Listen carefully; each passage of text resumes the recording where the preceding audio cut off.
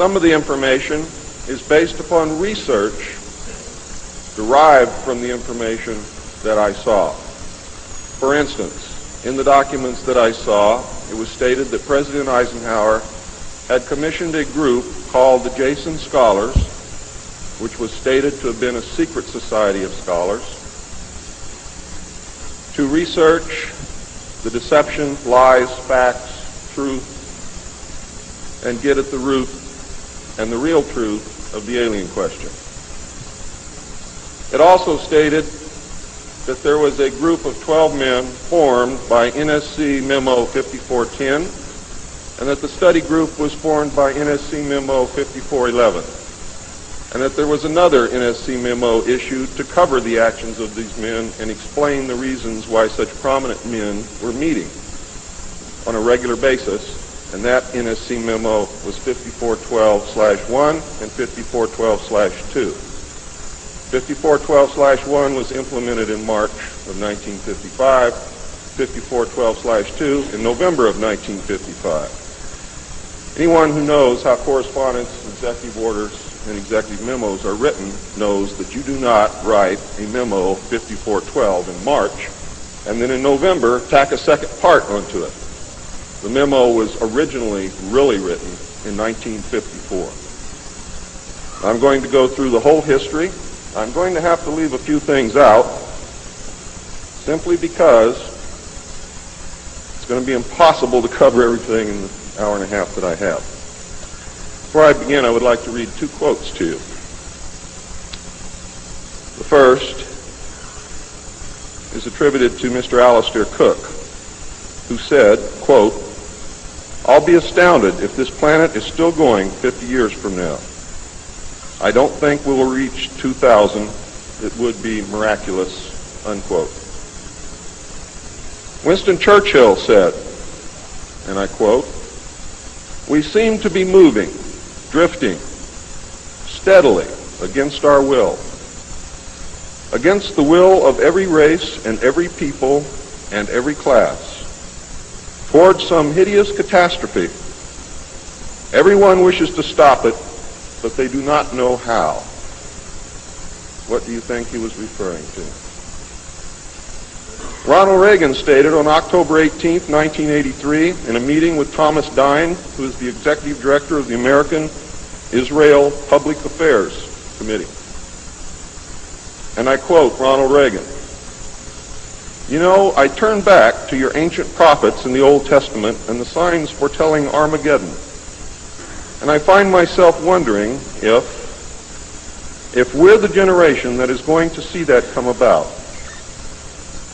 I don't know if you've noted any of those prophecies lately, but believe me, they certainly describe the times we're going through." Now, ladies and gentlemen, during this talk that I'm going to give you, I'm going to explain to you the history of this phenomenon, who the secret government really is, and I will name them by name, beginning group, the study group. I will tell you who they are today. I'm going to tell you what this is all about. I'm going to tell you who's selling drugs to your children, and I'm going to tell you why the United States government is afraid for you to find out what the truth is regarding UFOs.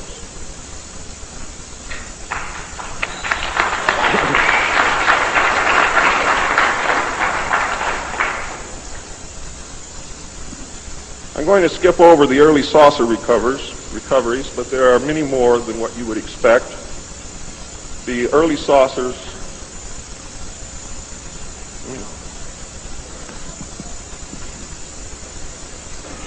Is this any better? There were many more saucer crashes and downed craft than what you have realized. There were many more alien bodies recovered, and there were more live aliens recovered than what you are aware of. But that's not important. The important thing is that they occurred, not how many and not where. The important thing is that they occurred. And those of you who want to argue over how many and where and how many bodies are wasting the time of everyone else, because that's not important. What's important is that they occurred. And there are two crashes that are so important that the government will go to any lengths to prevent you from finding out, and those are two crashes which occurred near the city of Aztec, New Mexico. Why? Because both of those crashed craft contained human body parts, and they are deathly afraid of a national panic.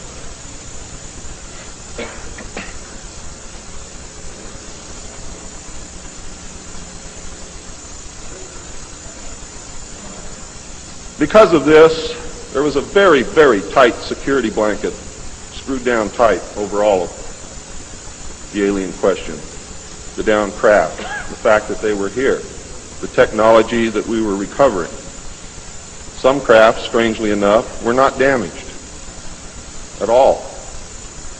But we could not recognize anything that we had previously known as mechanical, electrical, hydraulic, or any other thing that we knew of, except eventually we discovered that the craft contained a small reactor approximately the size of a large football or a small basketball, which was said to be a clean reactor, and the craft, this particular craft, used or seemed to use water as fuel. Now, how that all works, I don't know. I am not a nuclear physicist. Thank God. A special group of America's top scientists were organized under the name Project Sign in December of 1947 to study the phenomena. There was no such thing at that time as MJ-12. The whole nasty business was contained within the shroud of secrecy. Project Sign evolved into Project Grudge in December of 1948. A very low-level collection and disinformation project named Blue Book was formed under Grudge. 16 volumes were to come out of Grudge, including the controversial Grudge 13, which I and Bill English saw, read, and revealed to the public. Blue teams were put together to recover the crashed discs and dead or alive aliens. The blue teams were later to evolve into alpha teams under Project Pounce and Project Pluto. During these early years, the United States Air Force and the Central Intelligence Agency exercised complete control over the alien secret. The Air Force was later to be dropped because it was a young service and had no political power and could not overcome the power of the Army and the Navy. In fact, the CIA was formed by presidential executive order, first as a Central Intelligence Group for the express purpose of dealing with the alien presence. Later, the National Security Act was passed, establishing it as the Central Intelligence Agency. The National Security Council was established to oversee the intelligence community and especially the alien endeavor. It was not created specifically to form national policy. In fact, you can say that the National Security Council was the forerunner of MJ-12, and there was another group between MJ-12 and the National Security Council, which is to come later. A series of National Security Council memos and executive orders removed the CIA from the sole task of gathering foreign intelligence and slowly but thoroughly legalized direct action in the form of covert activities at home and abroad. On December 9, 1947, Truman approved issuance of NSC-4, entitled Coordination of Foreign Intelligence Information Measures, at the urging of Secretaries Marshall, Forrestal, Patterson, and the Director of the State Department's Policy Planning Staff, Kennan, who, by the way, were all members of the Council on Foreign Relations. The Foreign and Military Intelligence Book 1, final report of the Select Committee to study governmental operations with respect to intelligence activities, United States Senate, 94th Congress, second session, report number 94-755, April 26, 1976, page 49 states, this directive empowered the Secretary of State to coordinate overseas information activities designed to counter communism. A top-secret annex to NSC-4, which was NSC-4 Alpha, or 4A, for those of you who are confused by military terms, instructed the Director of Central Intelligence to undertake covert psychological activities in pursuit of the aims set forth in NSC-4, and secretly was to run a psychological operation against the American public to hide the presence of UFOs. and aliens.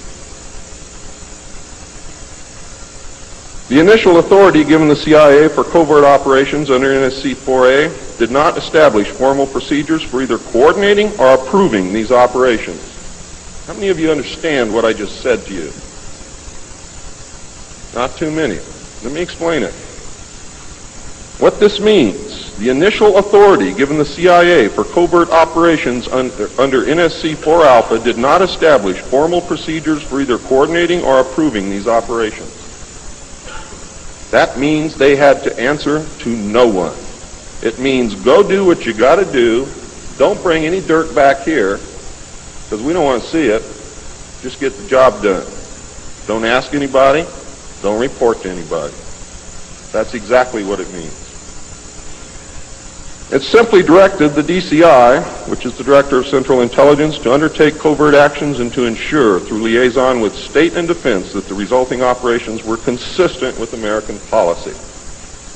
The only guideline was that it was consistent with American policy.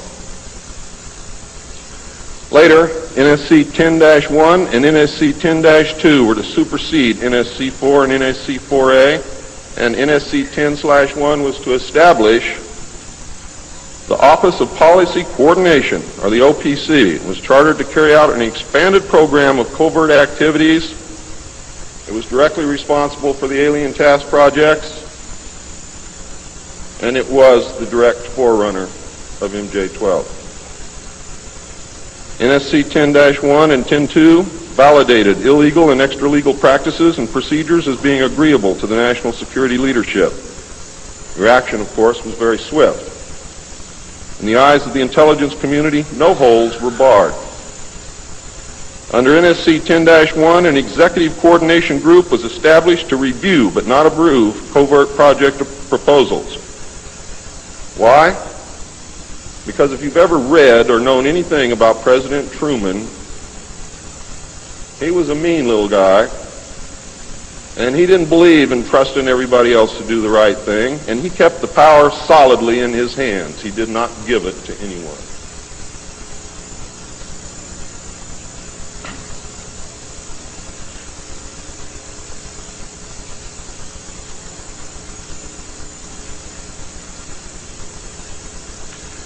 The ECG was secretly tasked to coordinate the alien projects. NSC 10/1 and 2 were interpreted to mean that no one at the top wanted to know about anything until it was over and successful.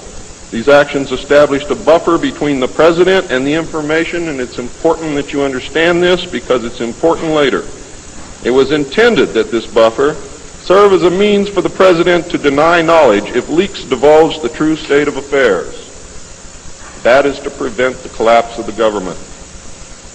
If the president can stand up and say, I didn't know about it, the government can survive. If the president cannot say that, then you have a very, very dangerous situation indeed.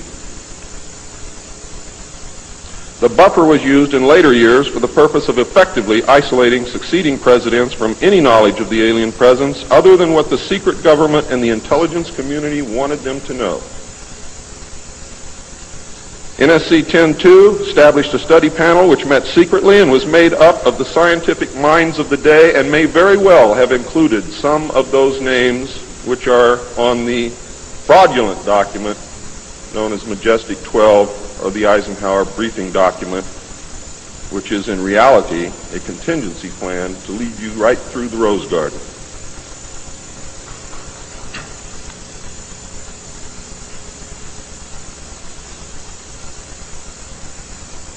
The study panel was not called MJ-12. In fact, the study panel was never called MJ-12.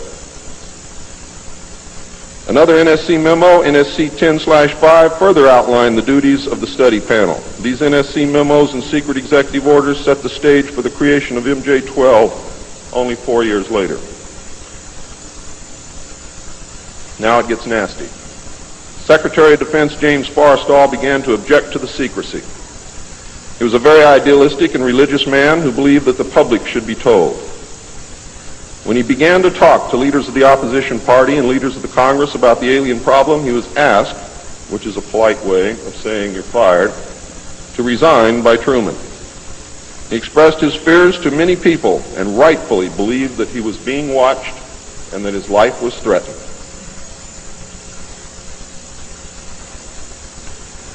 This was interpreted by those who were ignorant of the facts as paranoia, because most people had no knowledge of what was really going on.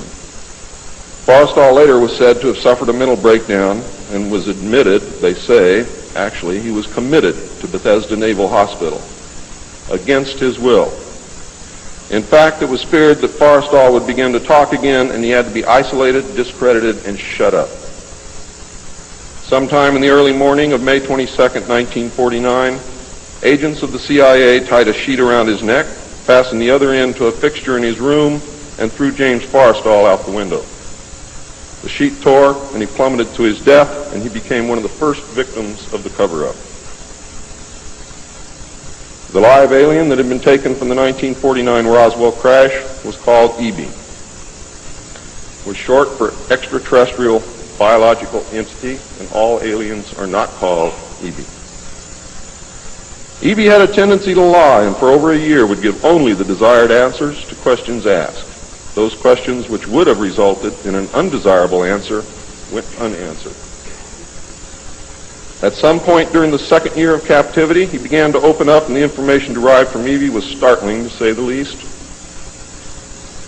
And this compilation of his revelations became the foundation of what would later be finished, called the Yellow Book. Photographs were taken of EB, which among others, I and Bill English were to view years later in Grudge 13. Why do they keep the aliens in a Faraday-shielded environment? Because they have a tendency to disappear right through walls. And if you can prevent the transmission of electromagnetic energy, you can stop them from doing it.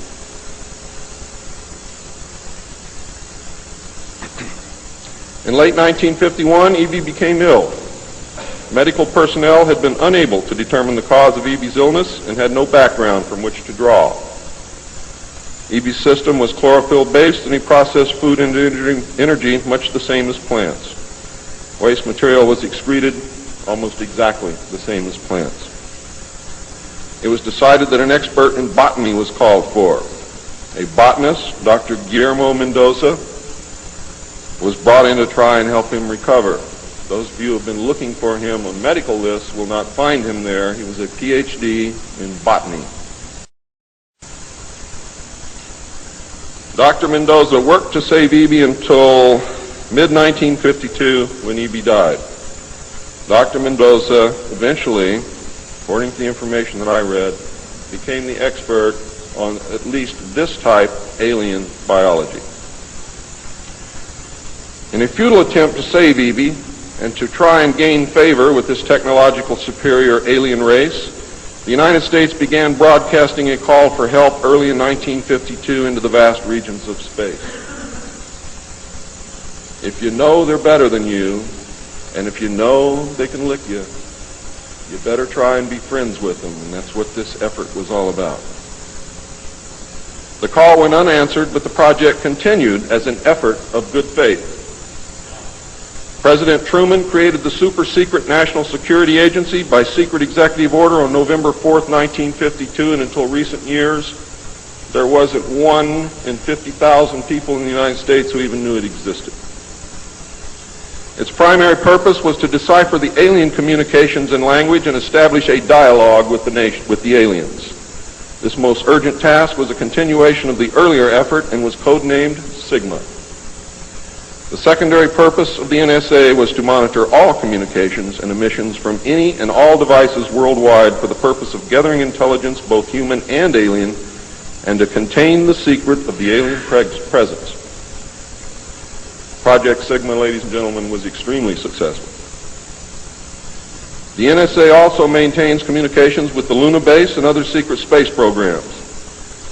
By executive order, the NSA is exempt from all laws which do not specifically name the NSA in the text of the law as being subject to that law.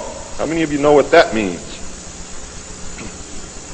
That means we have a completely lawless organization running around the country doing whatever they want to do, answering to no one, and under no law which does not name the National Security Agency in the text of that law as specifically being subject to that law by executive order of the President of the United States.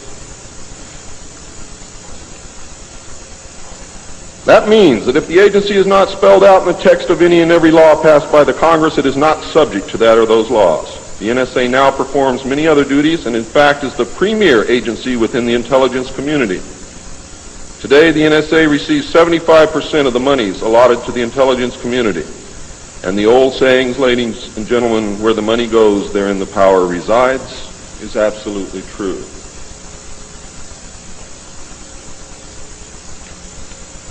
The DCI today is mainly a figurehead. He is in charge of the CIA. The CIA does have many functions which are useful to this country and some which are deadly to us. The DCI, of course, is in charge of that agency. But he is not, as everyone thinks, the head of the intelligence community. That position really and truthfully lies with the director of the National Security Agency. The primary task of the NSA is still alien communications, but now includes other alien projects as well. President Truman had been keeping our allies, including the Soviet Union, informed of the developing alien problem since the Roswell recovery. This had been done in case the aliens turned out to be a threat to the human race and thus the world. Plans were formulated to defend the Earth in case of invasion. These were international plans, which included most of the countries of the world. Great difficulty, however, was encountered in maintaining international secrecy. It was decided that an outside group was necessary to coordinate and control international efforts in order to hide the secret from the normal scrutiny of governments by the press. The result was the formation of a secret society which became known as the Bilderbergers. The headquarters of this group is in Geneva, Switzerland. The Bilderbergers evolved into a secret world government that now controls everything. The United Nations was then, and is now, an international joke.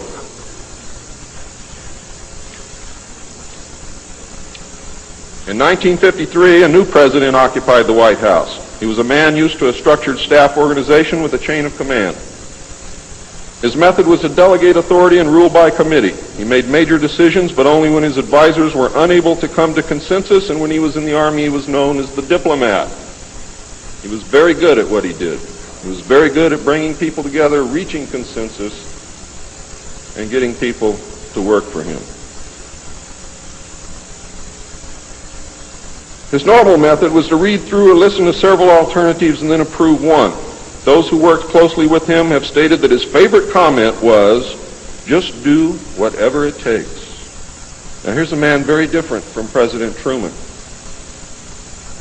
He spent a lot of time on the golf course. This was not all unusual for a man who had been career Army with the ultimate position of Supreme Allied Commander during the war, a post which carried 5 stars along with it. In fact, he deserved it. This president was General of the Army Dwight David Eisenhower. During his first year in office, 1953, at least 10 more crash disks were recovered, along with 26 dead and 4 live aliens. One of the 4 live aliens died within hours of being removed from the craft. The others died approximately 3 or 4 days later. Of the 10, 4 were found in Arizona, 2 in Texas, 1 in New Mexico, 1 in Louisiana, 1 in Montana, and 1 in South Africa. And there were hundreds of sightings. Why were so many craft crashing? Because the government was scared. And when they found out that the radar was downing the craft, they started aiming the radar at the craft with lock-on radar and pumped the juice through. And they brought as many down as they could.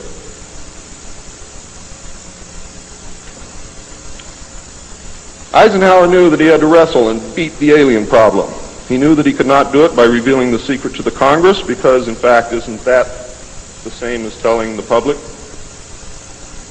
Early in 1953, the new president turned to his friend and fellow member of the Council on Foreign Relations, Nelson Rockefeller, for help with the alien problem. Eisenhower and Rockefeller began planning the secret structure of alien task supervision, which was to become a reality within 1 year.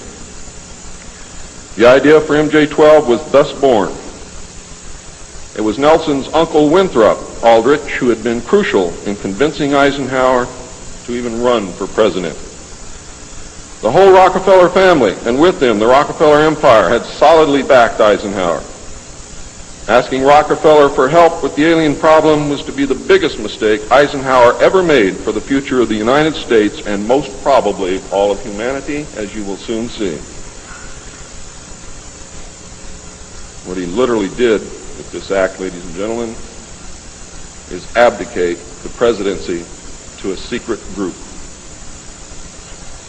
Within 1 week of Eisenhower's election, he had appointed Nelson Rockefeller chairman of a presidential advisory committee on government organization. Rockefeller was responsible for planning the reorganization of the government. New Deal programs went into one single cabinet position called the Department of Health, Education, and Welfare. When the Congress approved the new cabinet position in April of 1953, Nelson was named to the post of Undersecretary to Ovida Culp Hobby. In 1953, also, astronomers discovered large objects in space which were moving toward the Earth, and it was first believed that they were asteroids. However, if you know much about astronomy, you know that you can predict or project backward orbital paths of bodies in space and determine where they come from, what they're doing, where they're going, and what their orbital path really is. Well, this failed to pan out, and the evidence proved that the objects could only be spaceships intelligently guided. Project Sigma intercepted alien communications, and when the objects reached the Earth, they took up a very high orbit around the equator. There were several huge ships, and their actual intent was unknown.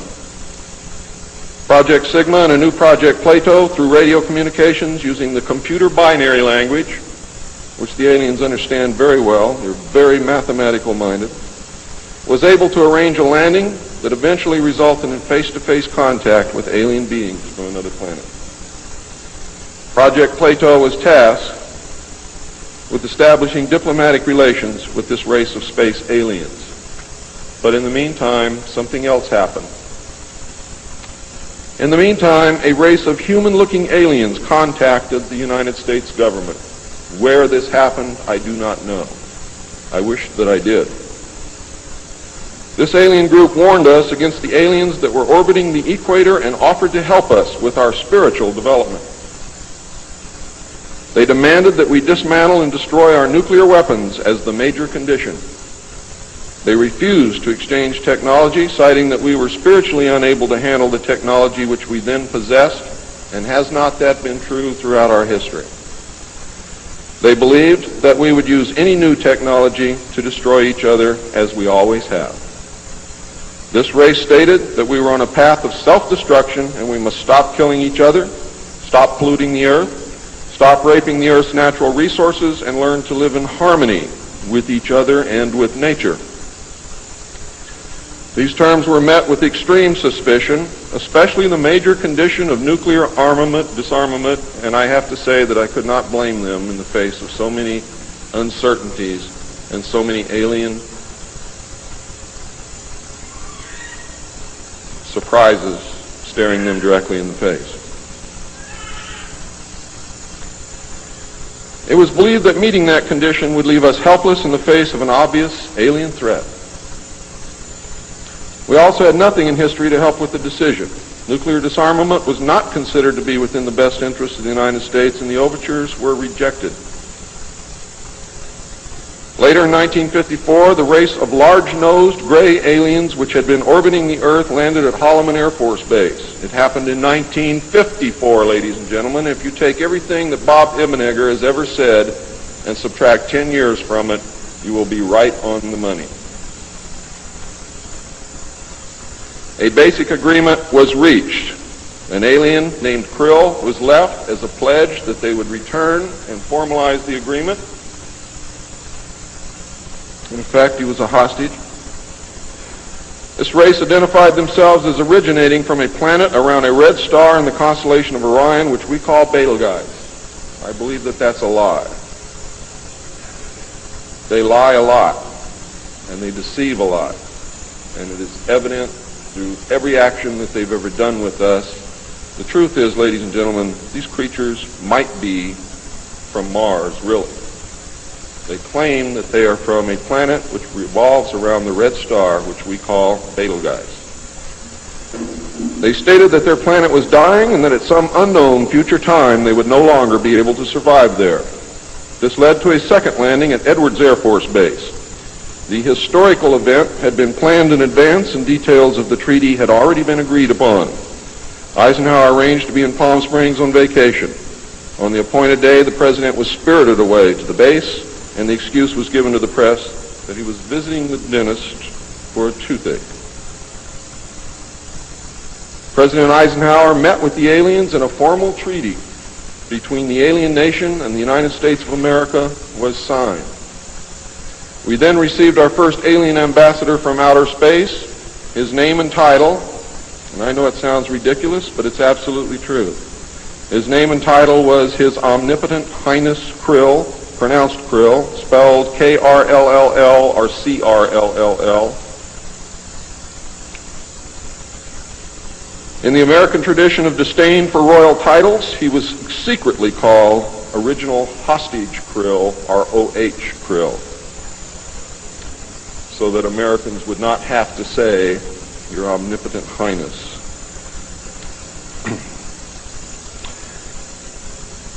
You should know that the alien flag is known as the trilateral insignia.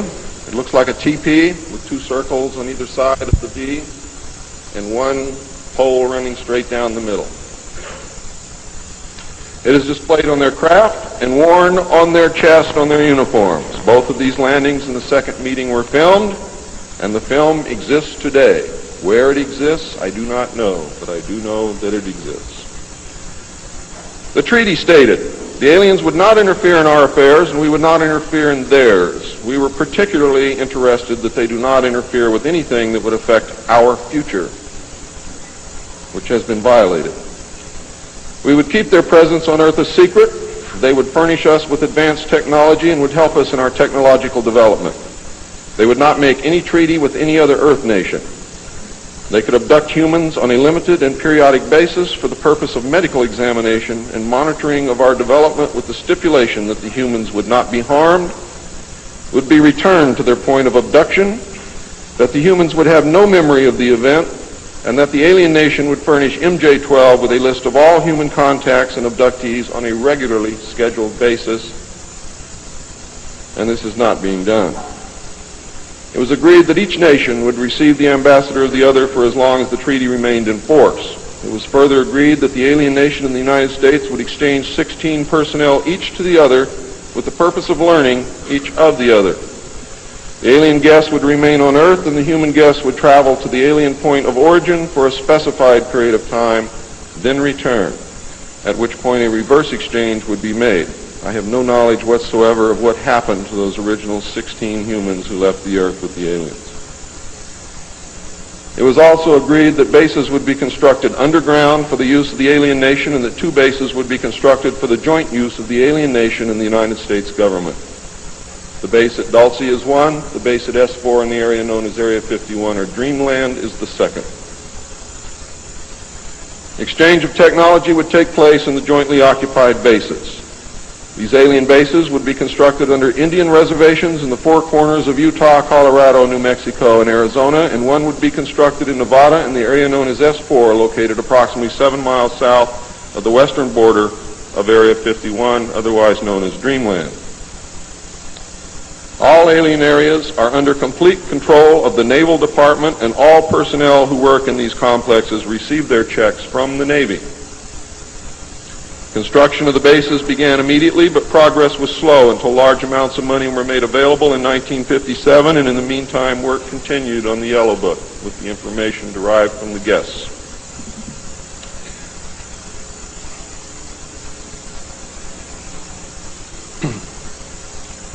I would like to say at this time that the movie that most of you may have seen, how many of you saw Close Encounters of the Third Kind?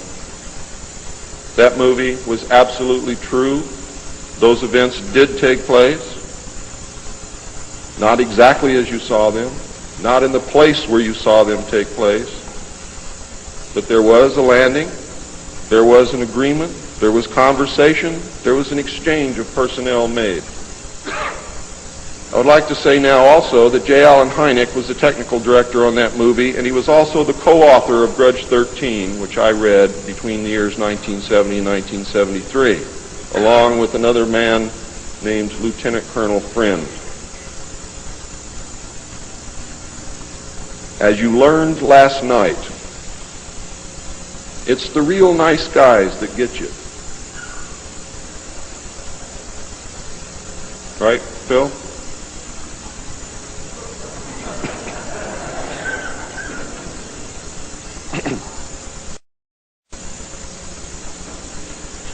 Project Red Light was formed, and experimentation in test-flying alien craft was begun in earnest. As I told you earlier, many of the craft we recovered were intact, appeared to have no damage whatsoever. One craft actually exploded over the test site during testing sometime in the early 60s. I'm not sure what the exact date is, but the explosion is said to have been seen over 3 states. Project Red Light, according to the information that I have, was postponed at that time because they had no idea what had happened or why the craft had exploded, but they lost the pilots, and the project went on hold. A super top-secret facility was built at Groom Lake in Nevada in the midst of the weapons test range. It was codenamed Dreamland. Until this area was built, testing was done at the Tonopah test range, and that's why some of you have conflicting information. The installation was placed under the Department of the Navy, and clearance of all personnel required a Q clearance as well as executive, which means presidential or majestic approval.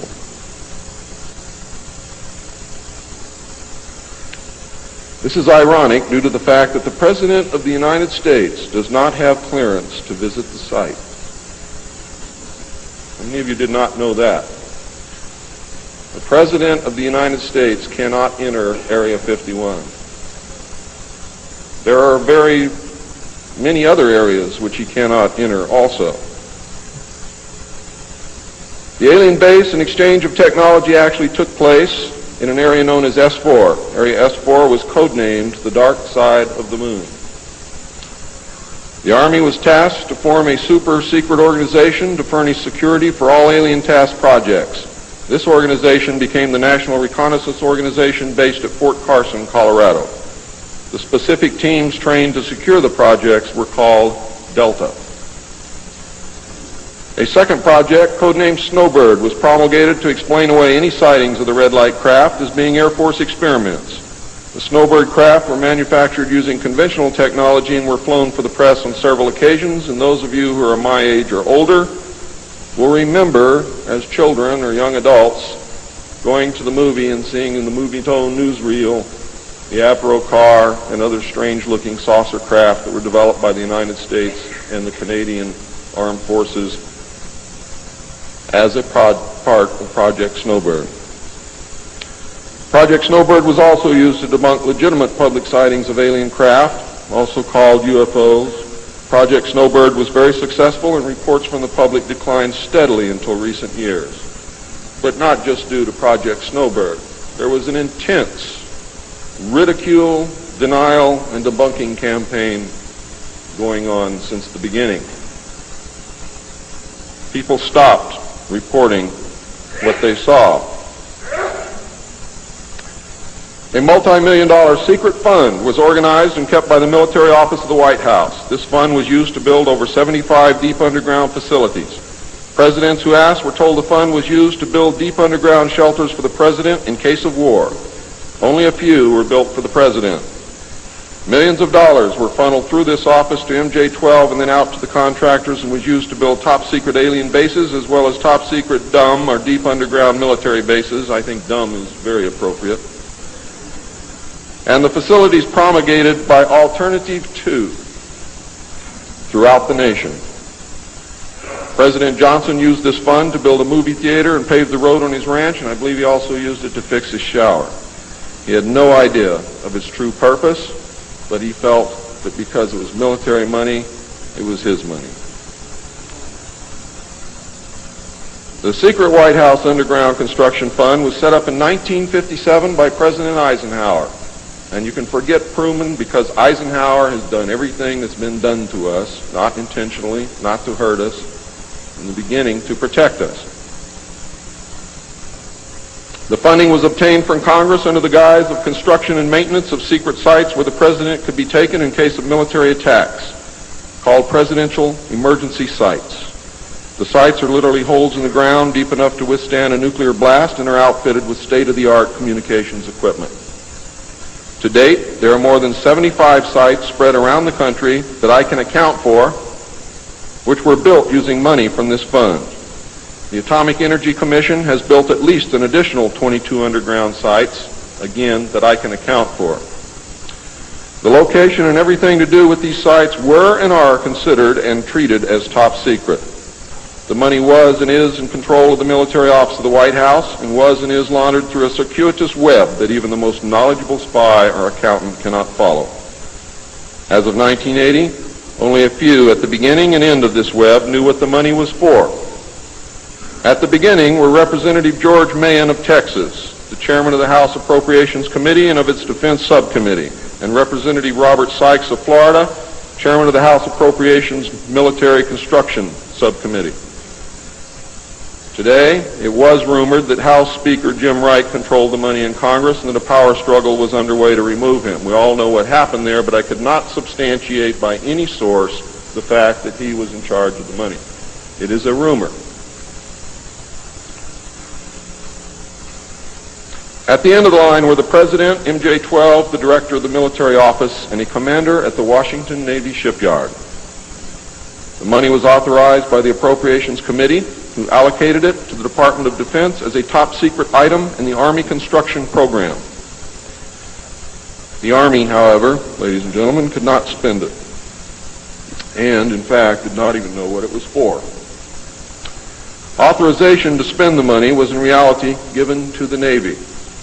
You'll find out why the Navy has control of all this a little bit later. It will become clear to you. The money was channeled to the Chesapeake Division of the Navy Engineers, who did not know what it was for either. Not even the commanding officer, who was an admiral, knew what the fund was to be used for. Only one man, a Navy commander, who was assigned to the Chesapeake Division, but in reality was responsible only to the military office of the White House, knew of the actual purpose, amount, and ultimate destination of the top secret fund. The total secrecy surrounding the fund that meant that almost every trace of it could be made to disappear by the very few people who controlled it. There has never been, and most probably never will, be an audit of this secret money.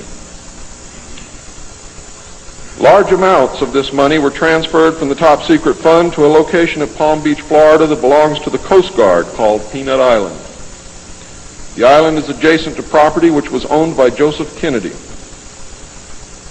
The money was said to have been used for landscaping and general beautification. The money did not begin to be transferred to Peanut Island until shortly after Kennedy's assassination. Some time ago, a TV news special on the Kennedy assassination told of a Coast Guard officer transferring money in a briefcase to a Kennedy employee across this property line. It was on television. Could this have been a secret payment to the Kennedy family for the loss of their son, John F. Kennedy? I think it was, but I can't prove it. The payments continued through the year 1967 and then stopped. The total amount transferred is unknown and the actual use of the money is unknown. Meanwhile, back at the ranch, Nelson Rockefeller changed positions again. He had been in sort of a holding position until the time was ripe, and now the time was right. This time he was to take C.D. Jackson's old position, which had been called the Special Assistant for Psychological Strategy. With Nelson's appointment, the name was changed to the Special Assistant for Cold War Strategy. This position would evolve over the years into the same position Henry Kissinger was ultimately to hold under President Nixon. Officially, he was to give advice and assistance in the development of increased understanding and cooperation among all peoples. Sounds very nice and innocent, doesn't it? The official description, of course, was a smokescreen. For secretly, he was the presidential coordinator for the intelligence community. In his new post, Rockefeller reported directly and only to the president.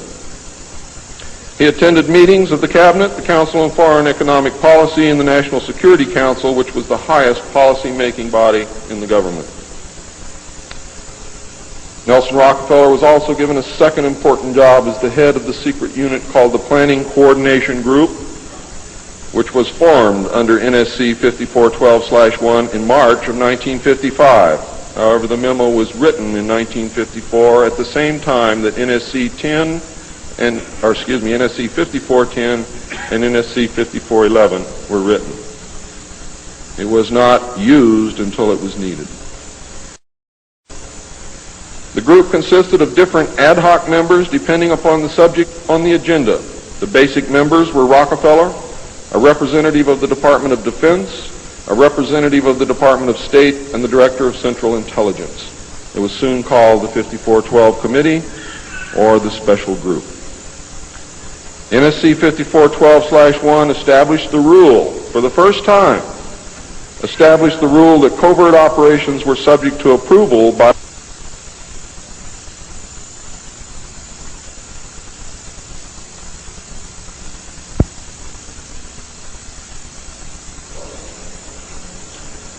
secret executive memorandum. NSC 5410, Eisenhower had preceded NSC 5412/1 in 1954 to establish a permanent committee, not ad hoc, to be known as Majority 12, MJ12,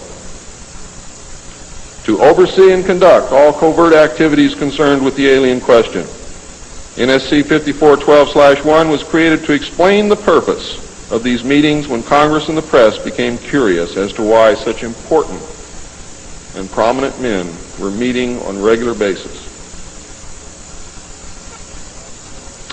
Majority 12 was made up of Nelson Rockefeller, the Director of Central Intelligence Allen Welsh Dulles, the Secretary of State John Foster Dulles, the Secretary of Defense Charles E. Wilson, the Chairman of the Joint Chiefs of Staff Admiral Arthur W. Radford, and that's why the Navy got everything, because the first Chairman of the Joint Chiefs of Staff who served on MJ-12 was Navy. If it had been an Army general, the Army would have had it. The Director of the Federal Bureau of Investigation, J. Edgar Hoover, and that should answer a lot of questions for you, and 6 men from the Executive Committee of the Council on Foreign Relations known as the Wise Men. These men were all members of a secret society of scholars that called themselves the Jason Society. See you smiling, Bill. Thought I didn't know it, didn't you? Fooled you. Are the Jason scholars who recruited their members from the Skull and Bones and the Scroll and Key societies of Harvard and Yale. And that was stated verbatim in Operation Majority. The Wise Men were key members of the Council on Foreign Relations. There were 12 members, including the first 6 from government positions, thus Majority 12. This group was made up over the years of the top officers and directors of the Council on Foreign Relations and later the Trilateral Commission. Gordon Dean, George Bush, and Zbigniew Brzezinski were among them. The most important, however, and influential of the Wise Men who served on MJ-12 were John McCloy, Robert Lovett, Averill Harriman, Charles Bolin, George Kennan, and Dean Acheson. Their policies were to last well into the decade of the 70s, and it is significant that President Eisenhower, as well as the first 6 MJ-12 members from the government, were also members of the Council on Foreign Relations. Thorough researchers will soon discover that not all of the Wise Men attended Harvard or Yale, and not all of them were chosen for Skull and Bones or Scroll and Key membership during their college years. You will be able to quickly clear up this mystery by obtaining the book The Wise Men by Walter Isaacson and Evan Thomas, Simon & Schuster, New York. And under illustration number 9 in the center of the book, you will find the caption, "Lovett with the Yale unit, above far right and on the beach. His initiation into Skull and Bones came at an airbase near Dunkirk." I have found that members were chosen on an ongoing basis by invitation based upon merit, post-college, and was not confined to only Harvard or Yale attendees. It also had something to do with how much money your family had. unless you were a military officer. A chosen few were later initiated into the Jason Society. They are all members of the Council on Foreign Relations, and at that time were known as the Eastern Establishment. This should give you a clue to the far-reaching and serious nature of these most secret college societies. The Jason Society is alive and well today, but now includes members of the Trilateral Commission as well.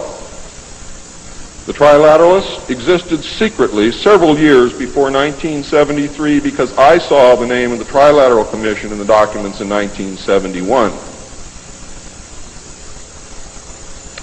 The name of the Trilateral Commission was taken from the alien flag known as the Trilateral Insignia.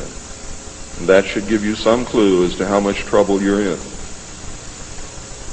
Majority 12 was to survive right up to the present day. Under Eisenhower and Kennedy, it was erroneously called the 5412 Committee, or more correctly, the Special Group. In the Johnson administration, it became the 303 Committee, named after the room that they met in at the White House when they met at the White House. Because the name 5412 had been compromised in the book The Secret Government. Actually, it was not compromised. It was intentionally leaked to explain the purpose of the meeting of these men so that no one would go looking for NSC 5410 and NSC 5411. And I wish you all luck. I hope that you're able to dig it out.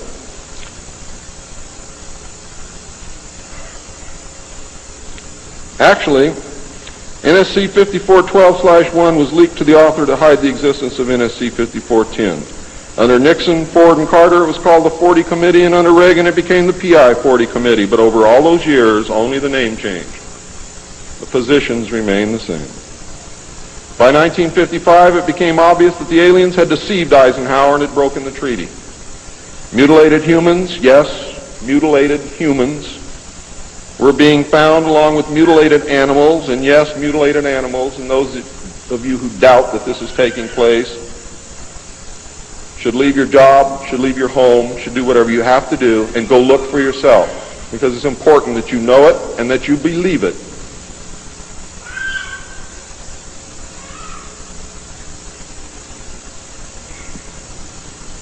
These things were being found all across the United States. It was suspected that the aliens were not submitting a complete list of human contacts and abductees to MJ-12, and it was suspected that not all abductees had been returned, and this has been verified. The Soviet Union was suspected of interacting with them, and this proved also to be true. It was learned that the aliens had been and were then manipulating masses of people through secret societies, witchcraft, magic, the occult, and religion. After several Air Force combat air engagements with alien craft, it also became apparent that our weapons were no match against theirs. In November of 1955, NSC 5412/2 was issued, establishing a study committee to explore all factors which are involved in the making and implementing of foreign policy in the nuclear age. This, again, was only a blanket of snow that covered the real subject of study, which was the alien question. For, in fact, 5412/2 had, as I told you earlier, been written in 1954, when NSC 5410 and 5411 was written, and 5411 by secret executive memorandum in 1954. The study group was commissioned to examine all the facts, evidence, lies, and deception and discover the truth of the alien question. NSC 54/2 was only a cover that had become necessary when the press began inquiring as to the purpose of regular meetings of such important men. When the press asked Gordon Dean somewhere near the end of 1954 why they were meeting and what they were studying, Gordon Dean says, "As of yet, we have no direction, but we're working on it." It then became necessary to find a direction and find a reason for these meetings, and that's exactly what they did. The first meetings began in 1954 and were called the Quantico meetings because they met at the Quantico Marine Base. See, one thing I knew, ladies and gentlemen, I know who they are. I know what they were called. All I had to do was find out who belonged to those names.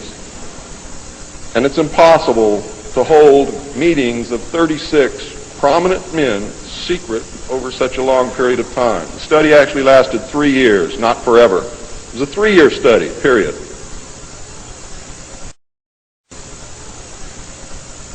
A study group was made up of 35 members of the Council on Foreign Relations secret scholars known as the Jason Society or the Jason Scholars. Dr. Edward Teller was invited to participate. Dr. Zbigniew Brzezinski was the study director for the first 18 months. Dr. Henry Kissinger was chosen as the group study director for the second 18 months, beginning in November of 1955. Nelson Rockefeller was a frequent visitor during the study. I'm going to read you the study group members now. For those of you who know who these people are, you're going to be amazed. Those of you who do not, I advise that you purchase a copy of my text, which will be on sale at the minute that I finish my last word.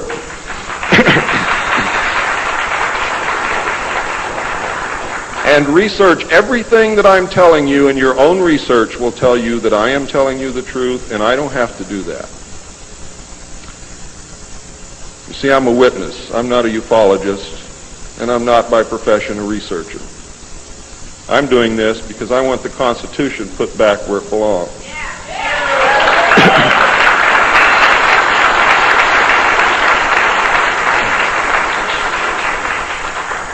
The study group members were Gordon Dean, chairman, one of the most powerful men in the United States at that time. Dr. Zbigniew Brzezinski, study director for the first phase. Dr. Henry Kissinger, study director for the second phase. Dr. Edward Teller represented the scientific community.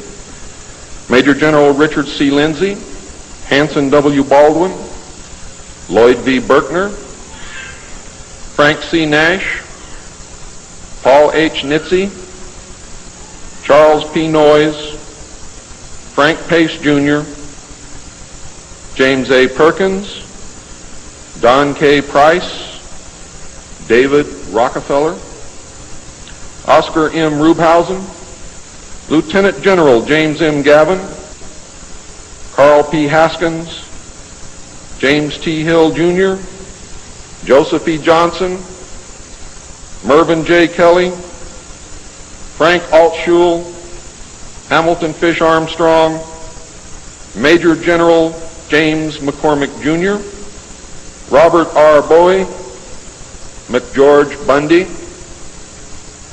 William A. M. Burden, John C. Campbell, Thomas K. Findletter, George S. Franklin Jr., I. Rabbi, Roswell L. Gilpatrick, N. E. Hallaby, General Walter Bedell Smith, called Beetle,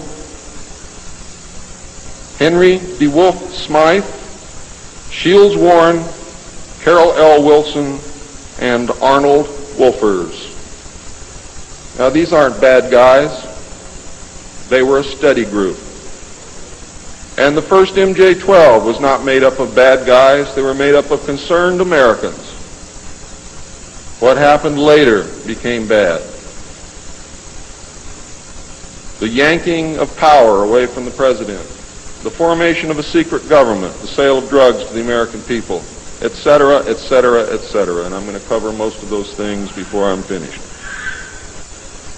It's about time. The second phase meetings were also held at the Marine base at Quantico, Virginia, and the group became known as Quantico II. Nelson Rockefeller built a retreat somewhere in Maryland which could only be reached by air for MJ-12 and the study committee so that they could meet away from public scrutiny. He donated the land, he built the facilities. Say hello for me, Phil.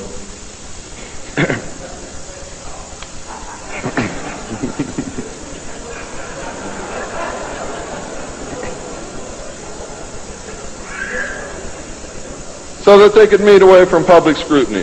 The secret meeting place is known by the code name, the Country Club. Complete living, eating, recreation, library, and meeting facilities exist at the location. The study group was publicly closed in the later months of 1956, and Henry Kissinger published what was officially termed the results in 1957 as Nuclear Weapons and Foreign Policy by Henry A. Kissinger, published for the Council on Foreign Relations by Harper & Brothers, New York. In truth, the manuscript had already been 80% written while Kissinger was at Harvard. The study group continued veiled in secrecy. A clue to the seriousness Kissinger attached to the study can be found in statements by his wife and friends. Many of them stated that Henry would leave home early each morning and return late each night without speaking to anyone or responding to anyone. It seemed, in fact, as if he were in another world which held no room for anyone else. Now, when they say that he would not speak to anyone or respond to anyone, they meant it literally. I find these statements very revealing. The revelations of the alien presence and actions during the study must have been a great shock. I know I would have been shocked. Henry Kissinger was definitely out of character during the time surrounding these meetings, as he is normally described as being a gentleman, very charming, and most people who meet him like him very much. Henry Kissinger would never again be affected in this manner, no matter the seriousness of any subsequent event. On many occasions, he would work very late into the night after having already put in a full day. Coupled with his not speaking, this behavior eventually led to his divorce. A major finding of the alien study was that the public could not be told, as it was believed that this would most certainly lead to economic collapse of the religious structure, and national panic, which would lead into anarchy.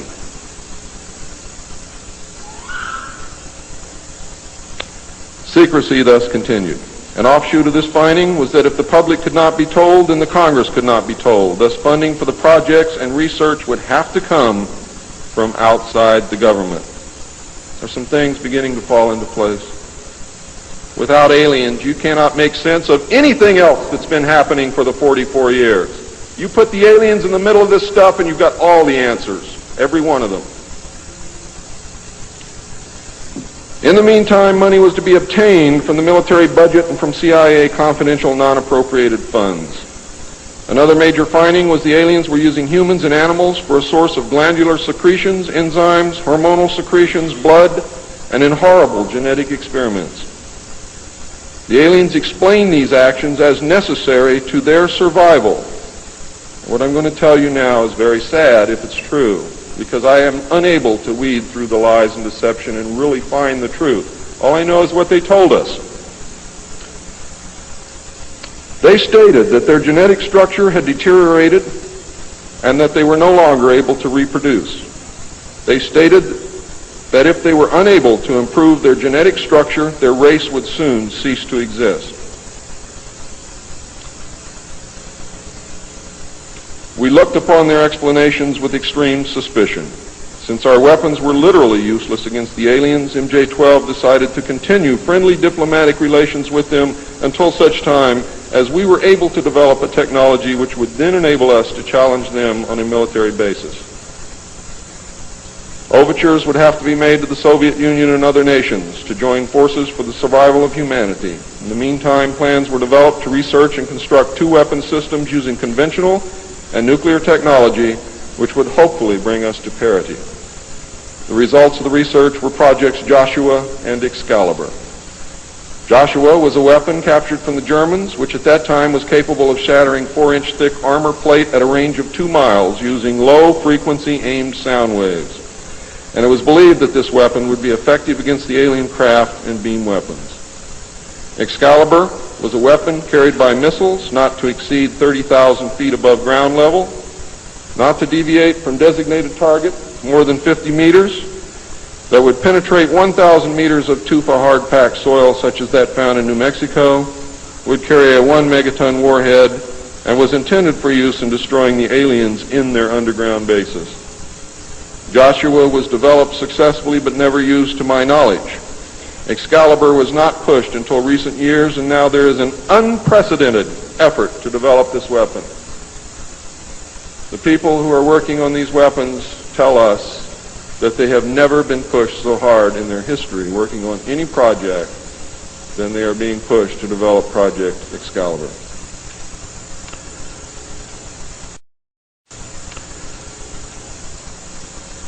Now, what I'm going to read you next may upset some of you, but it's absolutely true. The events at Fatima in the early part of the century were scrutinized. On suspicion that it was alien manipulation, an intelligence operation was put into motion to penetrate the secrecy surrounding the event. The United States utilized its Vatican moles that had been recruited and nurtured during World War II and soon obtained the entire Vatican study, which included the prophecy. And I don't care what you've ever read before, you have not read the true prophecy. This prophecy stated that if man did not turn from evil and place himself at the feet of Christ, the planet would self-destruct and the events described in the book of Revelations would indeed come to pass. It stated that a child would be born who would unite the world with a plan for world peace and a false religion beginning in 1992. By 1995, the people would discern that he was evil and was indeed the Antichrist. World War III would begin in the Middle East in 1995 with an invasion of Israel by a united Arab nation using conventional weapons, which would culminate in a nuclear holocaust in the year 1999. Between 1999 and 2003, most of the life on this planet would suffer horribly and die as a result. The return of Christ would occur in the year 2011. Is this true? I don't know. I know that it was decided by the United States government that this was indeed an alien event, and I believe that this is more deception which is being heaped upon us. So don't go out of here thinking that the world is going to end tomorrow because of this. It might because of something else, and I'm going to talk about that, but not because of this.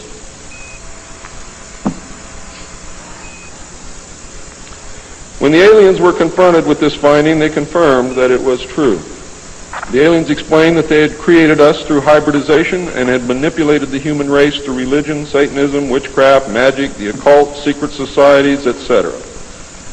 They further explained that they were capable of time travel and the events would indeed come to pass. Later exploitation of alien technology by the United States and the Soviet Union utilizing time travel confirmed that indeed something bad was going to happen. The aliens showed a hologram which they claimed was the actual crucifixion of Christ, which the government filmed. We did not know whether to believe them or not. Were they using our genuine religions to manipulate us? Or were they indeed the source of our religions with which they had been manipulating us all along? Or was this the beginning scenario of the genuine end times and the return of Christ which had been predicted in the Bible? No one knew the answer, and I don't know the answer either.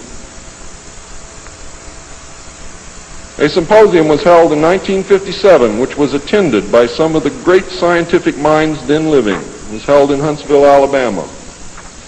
They reached the conclusion that by or shortly after the year 2000, the planet would self-destruct due to increased population and man's exploitation of the environment without any help from God or the aliens.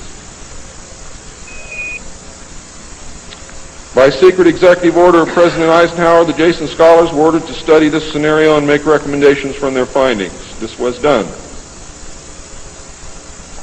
The Jason Society confirmed the finding of the scientists and made 3 recommendations called Alternatives 1, 2, and 3. Alternative 1 was to use nuclear devices to blast holes in the stratosphere from which the heat and pollution could escape into space. I'll buy heat, but I'll never buy pollution. Change the human cultures from that of exploitation into cultures of environmental protection. Of the 3, this was decided to be the least likely to succeed due to the inherent nature of man and the additional damage the nuclear explosions would themselves create. Alternative 2 was to build a vast network of underground cities and tunnels in which a select representation of all cultures and occupations would survive and carry on the human race. The rest of humanity would be left to fend for themselves on the surface of the planet. Alternative 3 was to exploit the alien and conventional technology in order for a select few to leave the Earth and establish colonies in outer space. I am not able to either confirm or deny the existence of batch consignments of human slaves which would be used for the manual labor in the effort as a part of the plan. The moon, codenamed Adam, would be the object of primary interest, followed by the planet Mars, codenamed Eve. As a delaying action, all 3 alternatives included birth control, sterilization, forced if necessary, and the introduction of deadly microbes to control or slow the growth of the Earth's population. AIDS is only one result of these plans. There are others. It was decided, since the population must be reduced and controlled, that it would be in the best interest of the human race to rid ourselves of the undesirable elements of our society. The joint U.S. and Soviet leadership dismissed Alternative 1, but ordered work to begin on Alternative 2 and 3 virtually at the same time. Those of you in the state of Washington who report hearing machinery underground are probably correct. In 1959, the RAND Corporation hosted a deep underground construction symposium. I have a copy of this symposium report, which I'm not supposed to have. Nevertheless, I have it, approximately this thick. In the symposium report, machines are pictured and described which could bore a tunnel 45 feet in diameter at the rate of 5 feet per hour in 1959. Just think what they can do now. It also displays pictures of huge tunnels and underground vaults containing what appear to be complex facilities and possibly even cities. It appears that the previous 5 years of all-out underground construction had made very significant progress by that time. The ruling powers decided that one means of funding the alien-connected and other black projects was to corner the illegal drug market.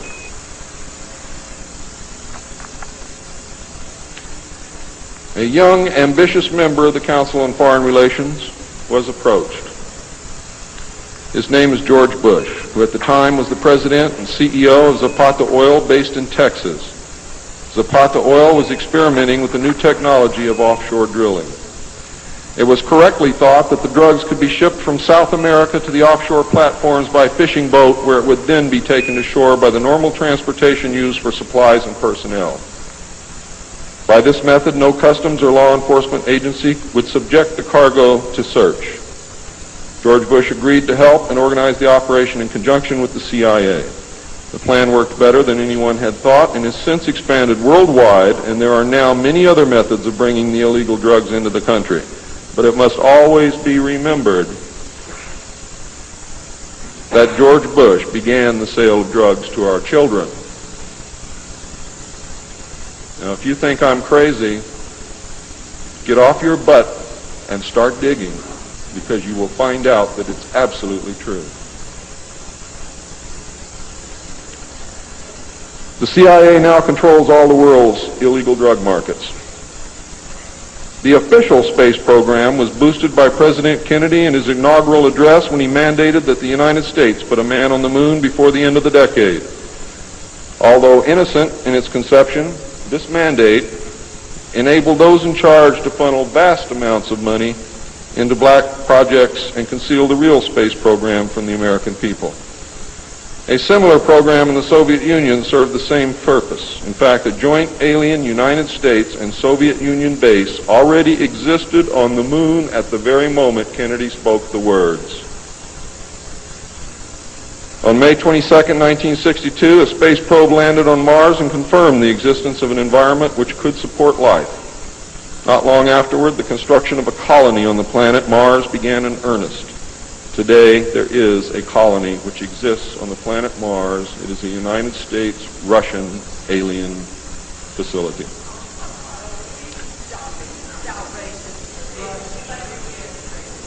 If you believe it's outrageous, stick around a few years.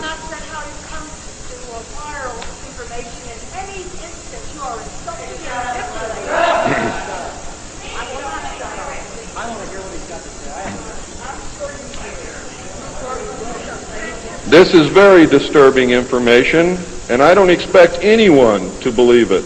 I don't expect one of you to believe what I'm telling you. And I knew that when I came here. I'm not one of you. I'm not a ufologist. I'm not a researcher. I have an obligation to inform the public, and once that's done, I've done my job. From then on, it's up to you, not me.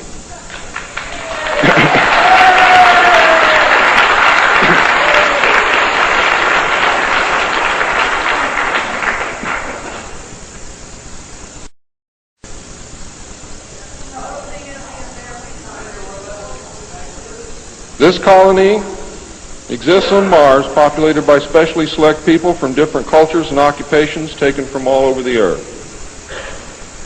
A public charade of antagonism between the Soviet Union and the United States has been maintained over all these years in order to fund projects in the name of national defense when in fact we are the closest allies. At some point, President Kennedy discovered portions of the truth concerning the drugs and the aliens. He issued an ultimatum in 1963 to MJ-12. President Kennedy assured them that if they did not clean up the drug problem, he would. He informed MJ-12 that he intended to reveal the presence of aliens to the American people within the following year and ordered a plan developed to implement his decision. President Kennedy was not a member of the Council on Foreign Relations and knew nothing of Alternative 2 or Alternative 3 that I can find out. Internationally, the operations were supervised by an executive committee known as the Policy Committee. In the United States, they were supervised by MJ-12 and in the Soviet Union by its sister organization. President Kennedy's decision, of course, struck fear into these people. His assassination was ordered by the Policy Committee, and the order was carried out by agents of MJ-12 in Dallas. President John F. Kennedy was murdered by the Secret Service agent who drove his car in the motorcade, and the act is plainly visible in the film. It was stated in the documents that I saw. The assassin's name is William Greer. Watch the driver and not Kennedy when you view the film, when you can find a film that even shows it. All of the witnesses who were close enough to the car to see William Greer shoot Kennedy were themselves all murdered within 2 years of the event. That's fact. The Warren Commission was a farce, and Council on Foreign Relations members made up the majority of its panel. They succeeded in snowing the American people, and they hid the truth. And many other patriots who have attempted to reveal the alien secret have also been murdered throughout the intervening years. And that is why I've been so careful about the information that I released, because it was so important that I get here today to be able to tell you the truth, and what happens after me, after today, is of no consequence whatsoever. But what you do is. During the era of the United States' initial space exploration and the moon landings, every launch was accompanied by alien craft. A moon base dubbed Luna was sighted and filmed by the Apollo astronauts. Domes, spires, tall round structures which look like silos, huge T-shaped mining vehicles which left stitch-like tracks in the lunar surface, and extremely large as well as small alien craft appear in the photographs. It is, in fact, a joint United States, Russian, and alien base. The space program is a farce and an unbelievable waste of money. Alternative 3 is a reality, and it is not at all science fiction.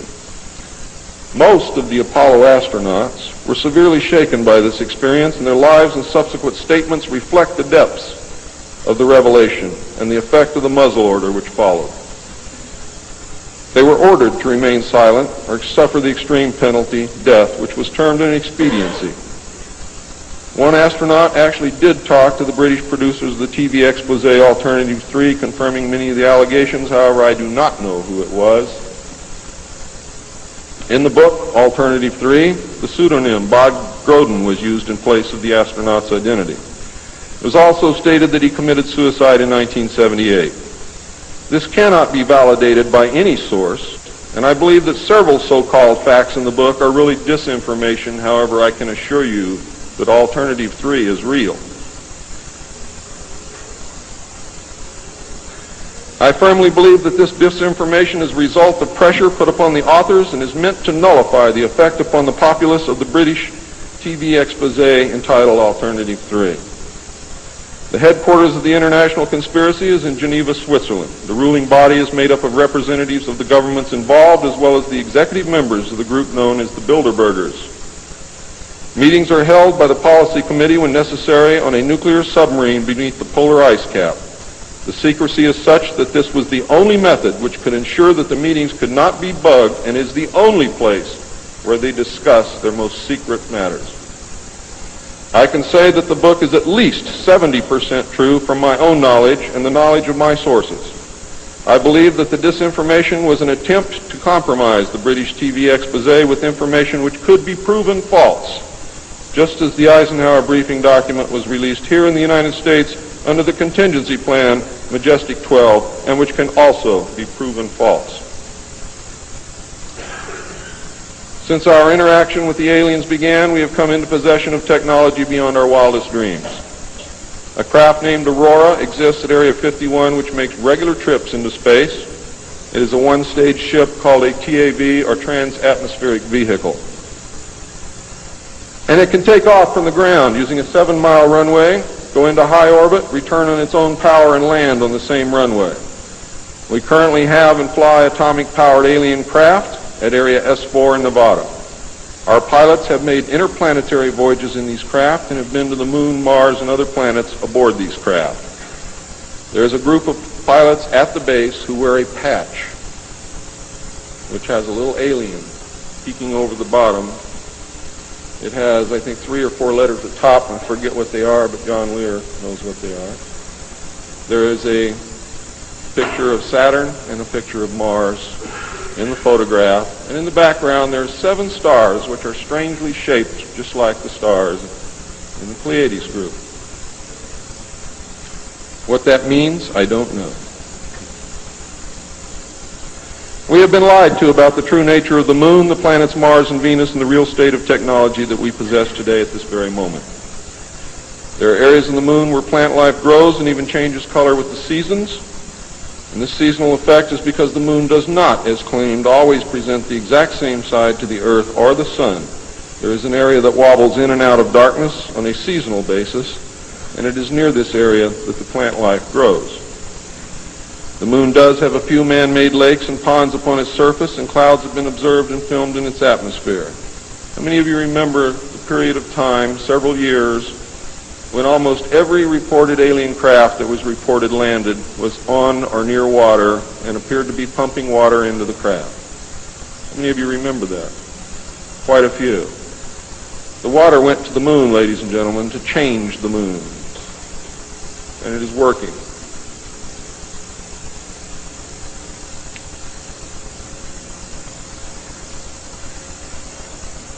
It possesses a gravitational field, and man can walk upon its surface without a spacesuit, breathing from an oxygen bottle after undergoing decompression the same as any deep-sea diver.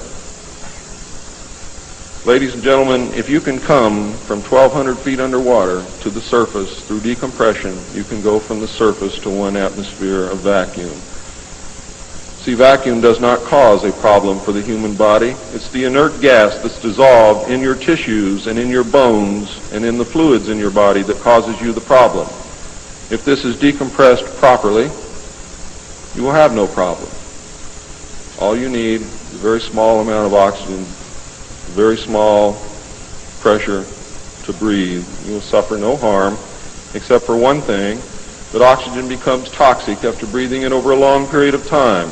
Therefore, excursions would have to be of a minimal time length. Other than that, there is no reason why you or anyone else cannot walk on the surface of the Moon or in space in a vacuum without a spacesuit. How do I know? I used to be one of the world's experts on deep-sea mixed gas breathing mixtures for divers and on deep saturation diving. When I was the head of the department of the Mixed Gas Deep Saturation Diving Division of the College of Oceaneering.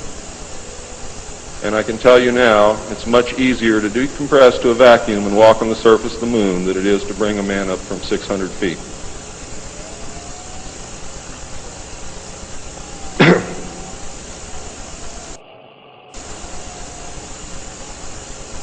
I have seen the photographs, and some of them were actually published in a book called We Discovered Alien Bases on the Moon by Fred Steckling. However, all the photographs are not there, but there are some very good ones. I would advise you to buy the book. I would advise you to look at the photographs, get the NASA number, and send for them. I doubt that you can still get them, but at one time you could. In 1969, a confrontation broke out between the human scientists and the aliens at the Dulce Underground Lab. The aliens took many of our scientists hostage. Delta forces were sent in to free them, but were no match against the alien weapons. 66 of our people were killed during this action. As a result, we withdrew from all joint projects for at least 2 years. A reconciliation eventually took place, and once again we began to interact. As far as I know, today we are interacting with the aliens. Now,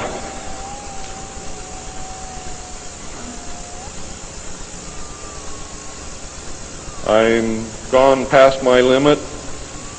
I'm not going to infringe upon the other speakers. The text of my speech will be on sale outside. I only have one message to give you. I don't care what you think of me.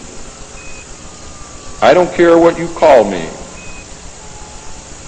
I do care what you do with this information because it is important to our survival as a species. It's important to our planet. It is important for the world. What happens to me is of no consequence, and I knew that when I started this. And over the last 17 years, I knew that someday I was going to have to get up and say this, whether I wanted to or not, whether I was afraid or not. Now I am here, and now it is done. And I feel an overwhelming relief. You now have the information. You can laugh at it. You can throw it in the trash can. You can burn my house down if you want to. But I am telling you right now, your future, your children's future, your grandchildren's future depends upon what you do with this information. Your own government is selling your children drugs, and you don't seem to care. Your own government has given away the power of the people, and you don't seem to care. There is an apathy that is running rampant in this country that is deadly, whether or not there are aliens.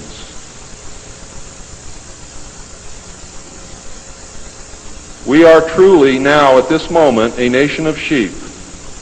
And ladies and gentlemen, I assure you that sheep are always led to the slaughter.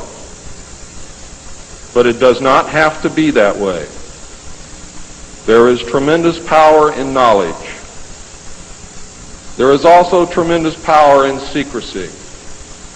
Take away that secrecy, you make sure that you're informed, and you can change things and stop fighting with each other. Thank you.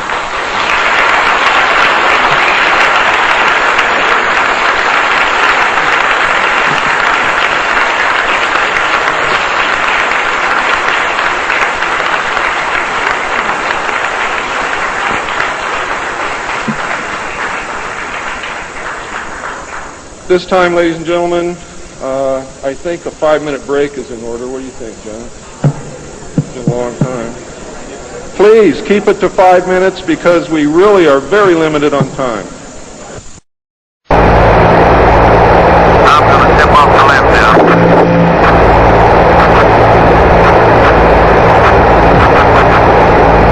It's one small step for man, one giant leap.